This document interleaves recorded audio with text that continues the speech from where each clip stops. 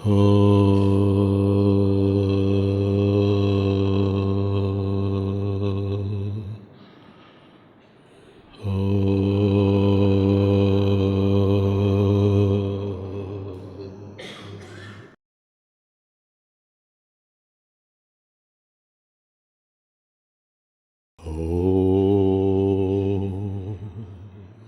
పంచమోऽధ్యాయః కర్మ సన్యాసయోగః. అర్జున ఉవాచ సన్యాసం కర్మణాం కృష్ణ పునర్యోగం చ శంససి యచ్ఛ్రేయయేతయోరేకం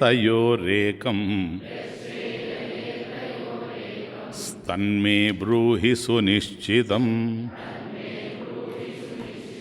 శ్రీభగవానువాచ సన్యాసః కర్మయోగశ్చ నిశ్రేయసకరా ఉభౌ తయోస్తు కర్మ సన్యాసాత్ కర్మయోగో విశిష్యతే. కర్మయోగాన్ని సన్యాసాన్ని కృష్ణ రెండూ నువ్వు ప్రశంసిస్తూ ఉన్నావు.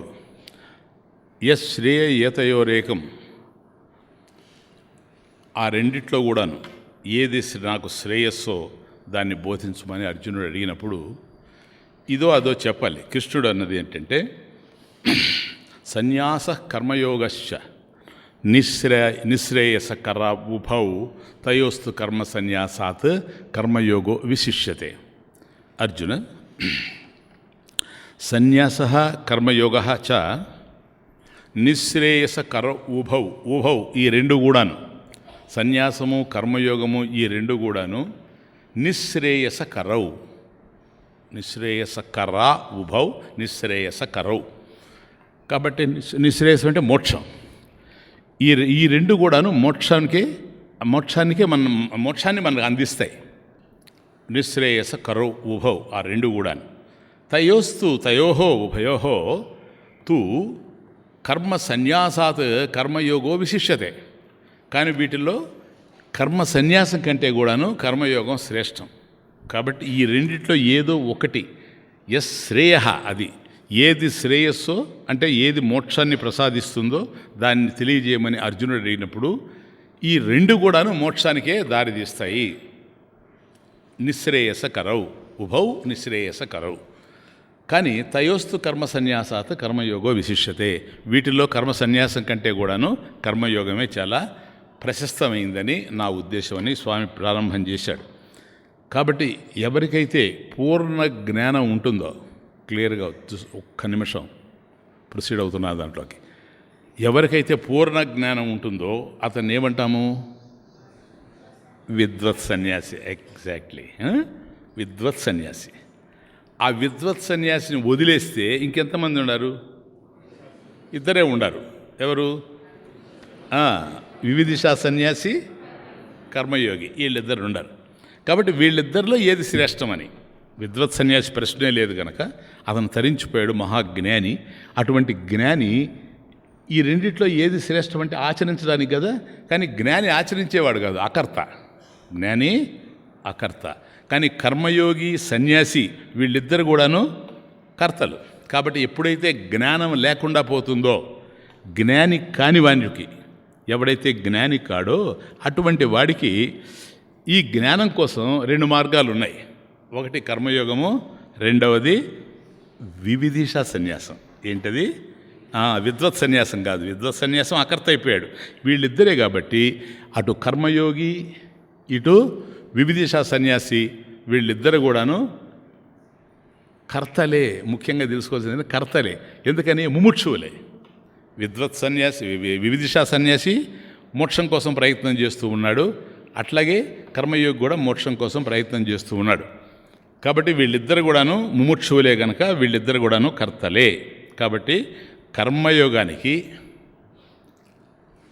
అంటే కర్మయోగంలో చరించాలనుకునేటువంటి వాడికి ఫలానా ధర్మాలు అనేటువంటివి ఏమీ ఉంటాయేమో కానీ తను ఆచరించవలసినటువంటి ధర్మాలు ఉంటాయి. కర్మయోగికి ధర్మాలు ఉంటాయి, కానీ సన్యాసికి ఏ ధర్మాలు లేవు. సమస్తాన్ని సమ్యక్ న్యాస, సమస్తాన్ని త్యాగం చేశాడు కనుక సర్వేషాం సుఖం భవేత్.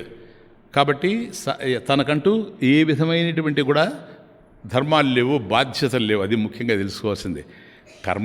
కర్మ అంటే వివిధిషా సన్యాసికి కర్మయోగికి ఉండే తేడా ఏమిటంటే, కర్మయోగి గృహస్థుడు కనుక ఆయనకి అనేకమైనటువంటి బాధ్యతలు ఉంటాయి. మనం చూసుకున్నట్టు అనేక పాత్ర పోషణలు ఉంటాయి. కానీ వివిధిష సన్యాసికి, ఎవడైతే సన్యాసం తీసుకొని గృహం నుంచి బయటపడ్డాడో అటువంటి వాడు ఆచరించవలసిందంటూ ఏది ఈ ప్రపంచంలో ఉండవు. తనకు ఒకటే పాత్ర పోషణ, అదేమిటంటే శిష్యుడు. తాను శిష్యుడు కాబట్టి ఒకే పాత్ర శిష్యుడు కనుక శ్రవణం చేస్తాడు గురువు దగ్గర. శ్రవణం చేసినటువంటి విషయాన్ని మననం చేసుకుంటాడు. మననం చేసుకున్నటువంటి విషయాన్ని నిధిధ్యాసలో స్థిరపరచుకుంటాడు. కాబట్టి శ్రవణ మనన నిధిధ్యాసలు చేస్తూ సమాజానికి దూరంగా ఉండేటువంటి వాడు ఎవడో వాడు వివిధిషా సన్యాసి. క్లియర్గా ఉందిగా కర్మయోగికి వివిధిషా సన్యాసికి డిఫరెన్స్. ఇప్పుడు ఎందుకని విద్వత్ సన్యాసి అకర్త కాబట్టి జ్ఞానం కలిగిన వాడు, అతన్ని ఇక్కడికి తీసుకొని రావడానికి అవకాశం లేదు. ఇప్పుడు నేను సన్యాసం పుచ్చుకోవాలన్నా లేక కర్మయోగంలో ఉండాలన్నా ఏది శ్రేయస్సు అని అర్జునుడు అడిగితే ఆచరించేవాడికే కానీ కంపారిజన్ అనేటువంటిది అకర్తక మాత్రం కాదు కనుక ఆయన లేడు. వీళ్ళిద్దరిలో శ్రేయ, ఏదైతే శ్రేయస్సో అది నాకు బోధించమని అర్జునుడు అడిగాడు. కాబట్టి కర్మయోగి గృహస్థుడు గనక కర్మలలోనే ఉన్నాడు. కాబట్టి నిత్యం అతను ఆచరించదగినటువంటి కర్మలు చాలా ఉన్నాయి. కాబట్టి కర్మయోగి సన్యాసి కాడు. ఫస్ట్ పాయింట్, కర్మయోగి సన్యాసి కాడు. కాబట్టి ఏదైతే తనకు ఆచరించవలసినటువంటి కర్మలు ఉన్నాయో ఆ కర్మలన్నింటినీ పూజలుగా భావిస్తూ ఉన్నాడు. అది వర్క్ ఈజ్ వర్షిప్. అంటే స్వకర్మణ సమభ్యర్చ సిద్ధిం విందతి మానవ. దేనికి కర్మల్లో ఇట్లా ఈశ్వరార్పణ బుద్ధితో చేస్తూ ఉన్నాడు అని అంటే తనకు చిత్తశుద్ధి కావాలి కనుక. కాబట్టి కర్మల్లో ఉండేటువంటి వాడు ఫలితాన్ని ఆశిస్తాడు. కాబట్టి కర్మి ఎవడైతే ఉన్నాడో ప్రారంభంలో అజ్ఞానంలో ఉండేటువంటి వాడు కర్మలు చేశాడంటే కర్మఫలం మీద ఉండేటువంటి ఆసక్తి చేత చేస్తాడు. కాబట్టి కర్మికి కర్మఫలాపేక్ష ఉంది. కర్మయోగి దగ్గరకు వచ్చేటప్పటికి కర్మఫలాపేక్ష లేదు. స్వామీజీ ఆయనకి ఎందుకు కర్మఫలాపేక్ష లేదు? తనకు ఒక విషయం తెలుసు, ఏ కర్మ అయినా కూడా పరిమితమైనటువంటి కర్మ పరిమితమైనటువంటి ఫలితాన్ని ఇస్తుందే కానీ నేను ఆశించేటువంటి పూర్ణ ఫలితాన్ని నాకు అది అందించేటువంటి అవకాశం లేదు. కాబట్టి కర్మలలో నేను సుఖపడలేను అని సంపూర్ణంగా తెలుసుకొని ఉన్నాడు ఎవరు? కర్మయోగి కూడా. అందుకని కర్మలు తను ఆచరించక తప్పదు గనక, గృహస్థుడు గనక తనకు అనేకమైన బాధ్యతలు ఉన్నాయి కాబట్టి, పాత్ర పోషణ ఉంది గనక, కాబట్టి భార్యని పోషించాలి, బిడ్డల్ని పోషించాలి, బంధువుల్ని ఆదరించాలి, ఇవన్నీ కూడా తనకు ఉన్నాయి సమాజంలో. కాబట్టి ఇన్ని పాత్రలు పోషిస్తూ ఉన్నాడు కాబట్టి కర్మ చేయక తప్పదు, కర్మ చేస్తాడు. కానీ కర్మని పూజగా భావిస్తాడు. కాబట్టి ఈ కర్మ చేసేటువంటి అవకాశాన్ని భగవంతుడు నాకు ఇచ్చాడు. కాబట్టి ఇది నా పాత్ర పోషణ, ఇది నేను తప్పక నెరవేర్చాలి. కానీ ఈ కర్మ నేను చేస్తాను, కానీ దీని ఫలితం నాకు అవసరం లేదు. కర్మణి ఏవ అధికార మా ఫలేషు. కాబట్టి కర్మ చేయడంలోనే అధికారం క్లియర్గా పెట్టుకోండి. ఇది కర్మయోగి అంటే. కాబట్టి తనకు ఏ విధమైనటువంటి ఫలం అవసరం లేదు. మరి ఫలం రాకుండా ఉండదు కదా. కర్మ చేసినప్పుడు ఫలం రావాలి. అతనికి ఫలం వస్తూ ఉంది. ఏమిటి ఆ ఫలం అంటే తను కోరుకునేదే కావాలి ఫలం. నేను పని చేసినప్పుడు ఈ కర్మ నాదైనప్పుడు ఈ కర్మ ఫలం కూడా నాది కనుక ఎవరైతే ఏ కర్మ చేస్తారో ఆ కర్మకు సంబంధించిన ఫలితం కూడా వాళ్ళదే గనక ఇతను దేన్ని ఆశించి చేస్తూ ఉన్నాడు? కర్మని ఏం ఆశించి చేయడం లేదు, అంతఃకరణ శుద్ధిని ఆశించి చేస్తున్నాడు. కాబట్టి తనకు కావాల్సింది మోక్షమే గనక, మోక్షం అనేటువంటిది జ్ఞాన రూపంలో ఉంది గనక, జ్ఞానం అనేటువంటిది గురువు ఇస్తేనే కలుగుతుంది గనక, గురువు ఇచ్చేటువంటి జ్ఞానాన్ని సంపూర్ణంగా తను అర్థం చేసుకోవడానికి అంతఃకరణ శుద్ధి అవసరము. బుద్ధి శుద్ధిపడి ఉండాలి. జ్ఞానం ఎప్పుడు బుద్ధికే అందుతుంది. కాబట్టి అటువంటి బుద్ధిలో కనుక అశుద్ధం ఉంటే అది పొందేందుకు అవకాశం లేదు. కాబట్టి ఆ కర్మఫలాల యందు ఏవైతే కర్మఫలాలు వస్తూ ఉన్నాయో తను ఆచరిస్తూ ఉన్నాడు కనుక కర్మఫలాలు వస్తాయి. కాబట్టి ఈ కర్మఫలాల్లో ప్రశాంతతను పోగొట్టుకోనివాడు కర్మయోగి. అంతే. చూచారా? ఇప్పుడు మనం కర్మలు చేసామనుకోండి, మనం ఎన్నో ఆశించి చేస్తాం. మనం అనుకున్నది కనుక రాకపోతే మనం దుఃఖపడతాం. దుఃఖపడడం అంటే శాంతిని కోల్పోవడం. శాంతిని కోల్పోవడం అంటే అశాంతిని ఆకలింపు చేసుకోవడం. కాబట్టి కర్మ ఫలం వచ్చినప్పుడు ఆశించింది కనుక వస్తే తాత్కాలికంగా తృప్తి చెందుతారు. ఆశించింది కనుక రాకపోతే అసంతృప్తితో ఉంటారు. అసంతృప్తితో ఉంటారంటే అశాంతిని పొందుతారు. ఇటువంటి అశాంతిని కర్మయోగి ఎప్పుడూ పొందడు. కాబట్టి కర్మ తను చేసేటువంటి కర్మ ఈశ్వరార్పణ బుద్ధితో కర్మ చేసినా దానికి ఫలితం వస్తుంది కనుక ఏ విధమైనటువంటి ఫలితం వచ్చినప్పటికి కూడాను ఆ ఫలితాన్ని ప్రసాదంగా స్వీకరిస్తాడు. ఆ ఫలితాన్ని ప్రసాదంగా స్వీకరిస్తాడు. ఏదొచ్చినా అంటే ఇష్టమైందైనా కష్టమైందైనా రెండింటినీ తాను ఆశించలేదు కనుక తనకు కర్మఫలాల యందు ప్రశాంతతను పోగొట్టుకునేటువంటి అవకాశం లేదు. కాబట్టి ఈ విధంగా కర్మయోగి అంతఃకరణ శుద్ధిని పొందుతూ ఉంటాడు. క్లియర్నా? కాబట్టి స్వామీజీ అంతఃకరణలో శుద్ధి అన్నారు, బాగానే ఉంది. ఇంతకీ అంతఃకరణలో అశుద్ధి ఉంటే కదా. నేను కాళ్ళు కడుక్కొని వచ్చానండి, శుభ్రంగా ఉన్నాను అని అంటే అంతకుముందు కాళ్ళు అశుభ్రంగా ఉండాలి కదా. ఏదో బురదో మరొకటో మట్టో దుమ్మో ధూళో అంటుకొని ఉన్నది కనుక దాన్ని తొలగించుకొని నేను శుద్ధిపడ్డాను అని చెప్తాం. మరి అంతఃకరణలో అంటే బుద్ధిలో శుద్ధి అనేది ఎట్లా అంటే అశుద్ధి ఉండాలి. బుద్ధిలో ఏ అశుద్ధం ఉంటే మనం శుద్ధి చేసుకుంటున్నాము అని ప్రశ్నిస్తే మనలో ఉండేటువంటి రాగద్వేషాలే అశుద్ధి. క్లియర్గా పెట్టుకోండి, రాగద్వేషాలు అశుద్ధి. కాబట్టి ఈ రాగద్వేషాలని అశుద్ధితో ఉండేటువంటి రాగద్వేషాలని లేకుండా చేసుకుంటే కాబట్టి ఆ రాగద్వేషాలని త్యజిస్తాడు గనక. క్లియర్? ఇప్పుడు ఎందుకని నాకు ఇది కావాలి అని కర్మయోగికి లేదు, రాగం లేదు. నాకు అది వద్దు అని లేదు కర్మఫలాల్లో. కాబట్టి నాకు ఇది కావాలి అనుకోవడం రాగం, నాకు అది వద్దు అనుకోవడం ద్వేషం. ఇలా కావాలి నాకు వద్దు అనేటువంటి రెండు రాగద్వేషాలు లేకుండా ఉంటాడు కనుక అశుద్ధి లేకుండా ఉంటాడు. ఇప్పుడు మనకేమైపోతుందంటే ఇంట్లో ఏ విధంగా అయితే ఉదయాన్నే మనం ఎంత శుభ్రంగా చిమ్మి తడిగుడ్డ పెట్టి అన్నీ చేసినా మళ్ళీ ఒక గంటకి ఎట్లాగైతే దుమ్ము పడిపోతూ ఉందో, ఎందుకని అశుద్ధం పడతా ఉంది కానీ నడుస్తున్నాం కనుక, అందుకని మళ్ళీ శుద్ధి చేసుకుంటాం. కానీ ఈ మనసు విషయంలో గుర్తుపెట్టుకోండి, అశుద్ధమే చేరిపోతూ ఉంది. ఉదయం లేచిన మొదలుకొని సాయంత్రం వరకు అశుద్ధమే పేరుతుంది. ఎందుకని రాగద్వేషాలతో నిండిపోయి ఉన్నాం కనుక. లైక్స్ అండ్ డిస్లైక్స్ ఉన్నాయి కనుక ఏవేవో ఆశించి చేస్తాం, అవి రావు, కలత చెందుతాం. ఏవేవో రాకూడదు అనుకుంటాం కానీ అవి వస్తాయి, అప్పుడు బాధపడతాం. ఇదే అశుద్ధి అంటే. కాబట్టి అంతఃకరణలో మనం కర్మలు చేస్తూ ఉండడం వల్ల అంతఃకరణలో ఏ ఫలితాలు అయితే వస్తున్నాయో ఈ ఫలితాల వల్ల బుద్ధి అశుద్ధంగా మారుతూ ఉంది. కర్మయోగం ఏం చేస్తుంది? అలా అశుద్ధంగా ఉండేటువంటి బుద్ధిని శుద్ధి చేసుకుంటూ పోతూ ఉంది. జ్ఞేయస్స నిత్య సన్యాసి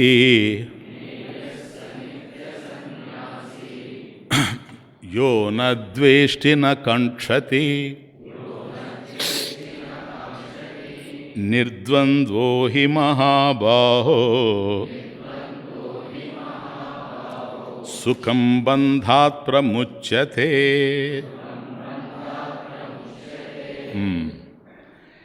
జ్ఞేయః సః నిత్య సన్యాసి యః న ద్వేష్టి న కాంక్షతి.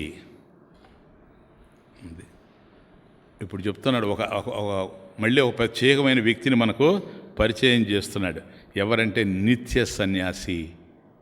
హీఈస్ ఎ పర్పెచువల్ సన్యాసిన్, నిత్య సన్యాసి. జ్ఞేయః సహ, జ్ఞేయః జ్ఞాతవ్యః. జ్ఞేయః అంటే జ్ఞాతవ్యః, తెలుసుకోవలసింది. జ్ఞేయః సహ, వాడు. ఎవరు చెప్తారు? సహ నిత్య సన్యాసి, వాడు నిత్య సన్యాసి అని తెలుసుకో. ఎవరు వాడు? ఎవరు? వినపడడం లేదులే. జ్ఞేయః సహ నిత్య సన్యాసి, సహ కర్మయోగి. ఎవడు కర్మయోగి? రాగద్వేషాలు లేకుండా చేసుకో. అందువల్ల యో నద్వేష్టి న కాంక్షతి, యహ నద్వేష్టి కించిత్, నద్వేష్టి కించిత్, ఏ కొద్ది కూడా ఎవరిని ద్వేషించడో ఏ కొద్ది కూడా ఎవరిని ద్వేషించడో. యో నద్వేష్టి కించిత్ నా కాంక్షతి, దేనిని ఆశించడో. ఎప్పుడు సుఖ దుఃఖే తత్సాధనేచ, సుఖ దుఃఖే తత్సాధనేచ. సుఖం కానీ దుఃఖం కానీ ఏదైనా సరే అంటే దుఃఖాన్ని, దుఃఖ కారణాల్ని ద్వేషించడు అని అర్థం. సుఖాన్ని, సుఖ కారణాన్ని ఆశించడు అని అర్థం. చూచారా? కాబట్టి సుఖ కారణాన్ని మనం ఆశిస్తే సుఖం రావాలనుకుంటాం. కాబట్టి సుఖ కారణాన్ని ఆశించడు. ఎందుకని? ఇది సుఖం కాదని అతనికి తెలుసు. ఇదంతా నైమిత్తిక సుఖమే కానీ నిత్య సుఖం కాదని తెలుసు. తను ఆశించేటువంటిది నిత్య సుఖం కనుక నిత్య సుఖం వీటిల్లో లభ్యమయ్యేందుకు అవకాశం లేదు అని సంపూర్ణంగా తెలుసుకున్నవాడు. కాబట్టి సుఖ దుఃఖే తత్ సాధనేచ. కాబట్టి సుఖ దుఃఖాలు కానీ అవి కలగడానికి కారణాలు కానీ వాటిని వేటిని కూడాను అంటే దుఃఖ కారణాలని ద్వేషించడు, సుఖ కారణాలని ప్రేమించడు. కాబట్టి దుఃఖం కారణమైనప్పుడు దానివల్ల వచ్చేటువంటి ఫలితం ఏదైతే ఉందో దుఃఖం, దాన్ని ద్వేషించడు. అట్లాగే పుణ్య ఏదైతే సుఖం ఉందో దాన్ని ప్రేమించడు. ఇకపోతే ప్రారబ్ధ ఫలం మాత్రమే ఉంటుంది. చూసారా కర్మయోగి ఎట్లా? అందుకని నిత్య సన్యాసిని ఇస్తున్నాడు. అంటే ఇంతవరకు మనం కర్మయోగి వేరు, వివిధిషా సన్యాసి వేరు. ఇప్పుడు చెప్తున్నాడు వివిధిషా సన్యాసి విషయం పక్కన పెట్టండి, మళ్ళీ వస్తాం. ఈ కర్మయోగి ఎవడైతే ఉన్నాడో వీడే సన్యాసిని అనుకోవచ్చు అంటాడు. కారణం ఏంటి? రాగద్వేషాలు లేకుండా పోవడమే. సంపూర్ణంగా రాగద్వేషాలు లేకుండా పోయినాయి. ఇక ఉండేటువంటిది ఏదైనా ఫలితం వస్తే ఏమొస్తుంది? ఫలితం కర్మల ఫలితం వస్తుంది. చూడండి ఆయన ఎంత క్లియర్గా ఉందో. కర్మలకే ఫలితం వస్తుంది. తను కర్మలు చేస్తున్నాడు కనుక తను కర్మలు చేసేది ఈశ్వరార్పణ బుద్ధితో కర్మలు చేస్తూ ఉన్నాడు. ఏదైతే ఫలితంగా అందుతూ ఉందో దాన్ని ప్రసాదంగా స్వీకరిస్తూ ఉన్నాడు. అటు కర్మలు చేయడంలో నాహంకర్త, నేను కర్తనగాను, హరిహికర్త ఎగిరిపోయింది. అదే ఫలం వచ్చినప్పుడు సుఖదుఖాల్లో ఏ విధమైనటువంటి ఫలం వచ్చినా కూడాను దాన్ని ప్రసాదంగా స్వీకరిస్తూ ఉన్నాడు. భగవంతుడి దగ్గర నుంచి వస్తూ ఉంది కనుక. కాబట్టి ఇక్కడ రాగద్వేషాలు అతనిని బంధించేటువంటి అవకాశం లేనే లేదు. ఫలితాలలో శాంతిని పోగొట్టుకునేటువంటి అవకాశమే లేదు. చూడండి, నేను కర్మయోగి అంటే సరిపోదు. ఏ ఫలితాలు వచ్చినా జీవితంలో చలించకుండా ఉండేటువంటి మనస్తత్వం, సుఖదుఖాల మధ్య కలతపడకుండా ఉండేటువంటి మనస్తత్వం, అశాంతిని పొందకుండా ఉండేటువంటి మనస్తత్వం ఎవరికైతే ఉంటుందో వాడు మాత్రమే కర్మయోగి అవుతాడు. కాబట్టి కర్మ ఫలాల్లో తను ఏ విధంగానూ చెల్లించడు, శాంతిని కోల్పోడు. ఇక ఉండేది ప్రారబ్ధం. ఇప్పుడు తను చేసే కర్మే కాకుండా గతంలో చేసినటువంటి కర్మలు ఏవైతే ఉన్నాయో వాటి ఫలితాలు కూడా వస్తూ ఉన్నాయి కదా, అది ప్రారబ్ధ ఫలం. అది ప్రారబ్ధ ఫలం కనుక అది ప్రసాదమేనని స్వీకరిస్తాడు. గతంలో నేను చేసిన దానికి ఫలితం వస్తూ ఉంది. ఇది అందించేటువంటి వాడు పరమేశ్వరుడు.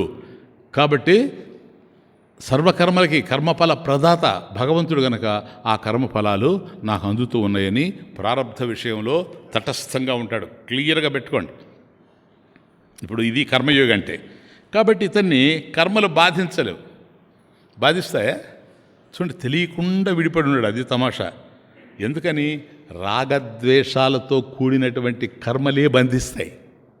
మనిషిని బాధ పెట్టేది ఎప్పుడంటే ఆ కర్మల్లో రాగద్వేషాలు ఉన్నప్పుడు.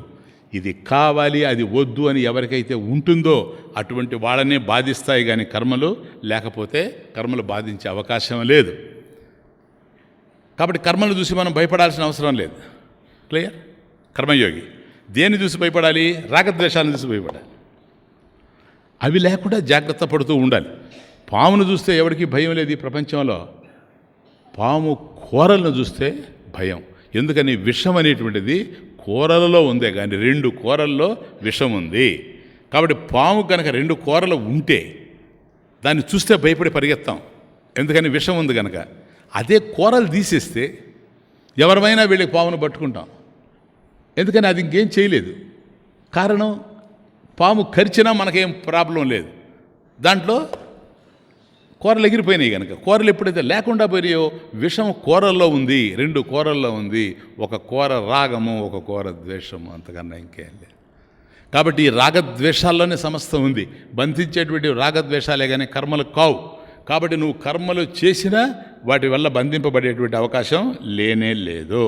కాబట్టి రాగద్వేషాలు లేనప్పుడు, ప్లీజ్ నెక్స్ట్ పాయింట్, రాగద్వేషాలు లేనప్పుడు కర్మలు చేసినా లేక త్యజించినా తేడా ఏమైనా ఉందే?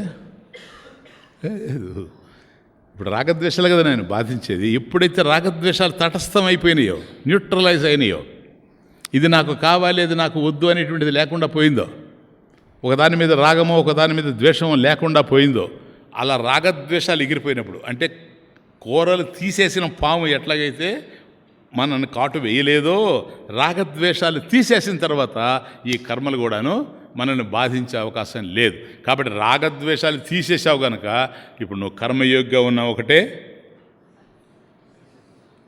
చూసారా, అది యో నద్వేష్టి నకాంక్షతి యహ నద్వేష్టి, ఎవడైతే ద్వేషించడో, నద్వేష్టి కించిత్, ఎవరిని కూడా ఏ కొద్ది కూడా ద్వేషించడు. నకాంక్షతి ఏంటి అది? సుఖ దుఃఖే తత్సాధనేచ, సుఖదుఖాల ఎందు కానీ ఆ సుఖదుఖాలు కలగడానికి కారణమైనటువంటి ఎందు కానీ ఏ విధమైనటువంటి సంపర్కం లేకుండా ఉంటాడు. అది ఇంకేం లేదు. నా కాంక్షతి, వాటిని కోరుకోకుండా ఉంటాడు. కాబట్టి అతను కర్మ చేసినా కర్మ చేయకపోయినా పెద్ద తేడా లేదు. సపోజ్ ఏ కర్మ చేయలేదు అనుకోండి, ఊరికి అంటాను, చెయ్యని కర్మలు బాధిస్తాయా?